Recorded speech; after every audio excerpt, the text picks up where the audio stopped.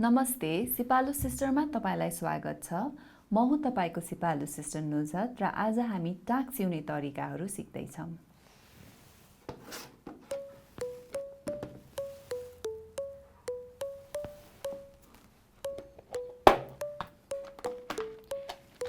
टाक सिउनको लागि सुरुमा टाक चाहिन्छ।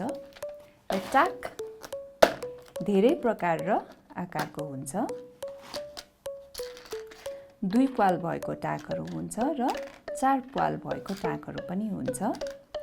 र प्राय हामीले ठुलो टाक चाहिँ ठुलो लुगाको लागि प्रयोग गर्छौं र सानो टाकहरू चाहिँ सानो लुगा जोड्नलाई प्रयोग गर्छौं। टाकले दुईटा लुगालाई जोड्ने काम गर्छ। टाक सिउन भन्दा अगाडि हामीलाई चाहिने सामानहरू सुरुमा त टाक भइहाल्यो, त्यसपछि सियो र धागो अनि कैंची चाहिन्छ। प्राय हामीले लुगासँग मिल्दोजुल्दो रंगको धागो चलाउँछौं, तर आज भिडियोमा चाहिँ हेर्न सजिलो होस् भनेर हामीले अर्कै रंगको धागो प्रयोग गरिरहेछौं। टाक सिउने तरिका 2 प्रकारको हुन्छ र यो ठुलो टाक सिउने तरिका भिन्नै हुन्छ। प्राय ठुलो टाक चाहिँ हामीले कोट अथवा ज्याकेटमा प्रयोग गर्छौं र यो साधारण टाक सानो टाक चाहिँ हामीले हल्का कपडा जसरी कि शर्ट भयो, कुर्ता भयो, त्यसमा हामीले प्रयोग गर्छौं। र पहिला चाहिँ हामी साधारण टाक कसरी लाउने त्यो हेरौँ है त। सियोमा धागो हालिसकेपछि 2 सरोको धागो हाल्नु होला, किनभने त्यसले सिलाई चाहिँ दह्रो बस्छ। र टाक चाहिँ हामीले जहिले पनि केटीको लुगा हो भने चाहिँ टाक हामीले दायाँपट्टिमा लगाउँछौं र प्वाल चाहिँ देब्रेपट्टिमा हुन्छ। केटाको लुगा हो भने चाहिँ टाक देब्रेपट्टिमा लाग्छ र प्वाल चाहिँ दायाँपट्टिमा हुन्छ। र आज हामी यो अब केटीको लुगामा टाक हाल्ने सिकौँ है त। सो दायाँपट्टिमा हामी टाक लिन्छौं र लुगाको माथिल्लो भागमा टाक राख्छौं र तलपट्टिबाट हामीले सियोलाई छिरौँ है। अब 2 प्वालको टाकमा चाहिँ दायाँको प्वालबाट छिराइसकेपछि हामीले बायाँपट्टिको प्वालमा सियो माथिल्लो भागबाट छिरौँ अनि तलको भागबाट निकालौँ। र यही तरिका हामीले 3-4 चोटि गर्यो भने सिलाई दह्रो बस्छ।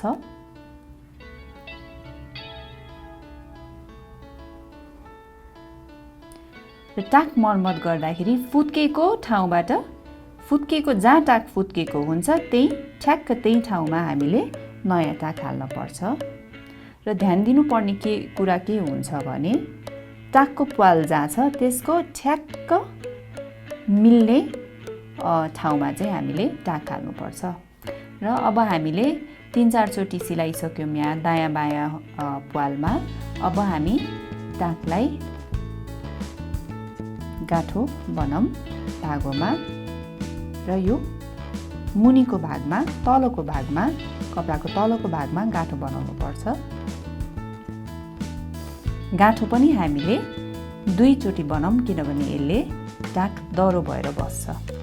टाक भनेको चिज सजिलैसँग फुत्किने चिज हो, त्यही भएर गाँठो चाहिँ जति दह्रो बनाए त्यति राम्रो हुन्छ। अब गाँठो बनाइसकेपछि कैंचीले धागोलाई काट्नु होला।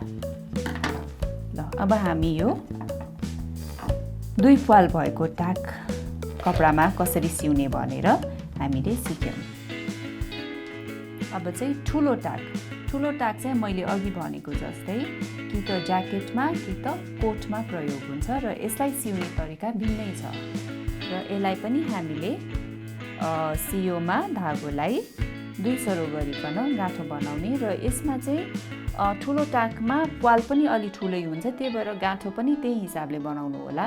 2-3 चोटि धागोलाई औलामा बेरेर गाँठो बनाउनु होला, ताकि गाँठो चाहिँ अलि ठुलै होस् है।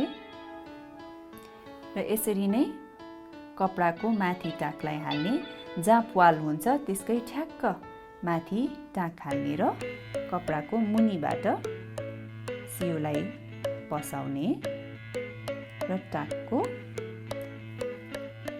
एउटा प्वालबाट निकाल्ने र अर्को पालमा माथिबाट फेरि सियोलाई घुसार्ने र यो 3-4 चोटि गरिसकेपछि हामीले अनि यसलाई कसरी पहिलो जसरी हामीले जुन साधारण टाकमा जुन सिलाउने तरिका प्रयोग गर्यौं त्यो अब ठुलो टाकमा कसरी भिन्न हुन्छ भनेर हेरौँ है त।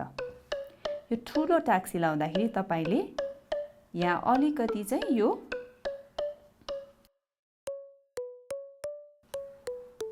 ठाउँ राखिकन सिलाउनु पर्छ अनि यसलाई चाहिँ यहाँबाट औंलाले टाकको मुनिबाट समात्ने कपडालाई र यसलाई 2-3 चोटि बेर्ने यसरी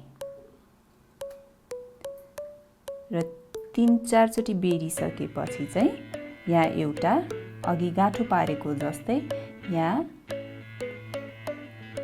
भित्रबाट एउटा गाँठो पार्ने फेरि अर्को बेर्ने र फेरि गाँठो पार्ने यसरी हामीले 3-4 चोटि गर्न पर्छ र टाक कोटमा र ज्याकेटमा लगाउने टाक तयार भयो। र अब हामीले यो धागोलाई भित्रपट्टि पसाएर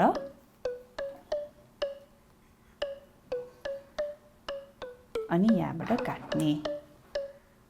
ल अब कोट र ज्याकेटमा लाग्ने ठुलो टाकलाई पनि सिउने तरिका आयो।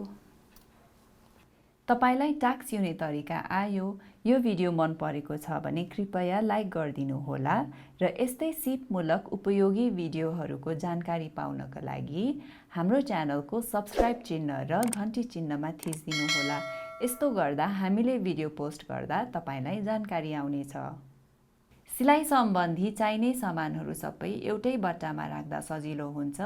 सिलाइ बट्टा कसरी बनाउने सिक्नको लागि यो भिडियो हेर्नुहोला। रनिङ स्टिच बारे सिक्नको लागि यो भिडियो हेर्नुहोला। सिपालु सिस्टर, सबैका लागि उपयोगी ज्ञान।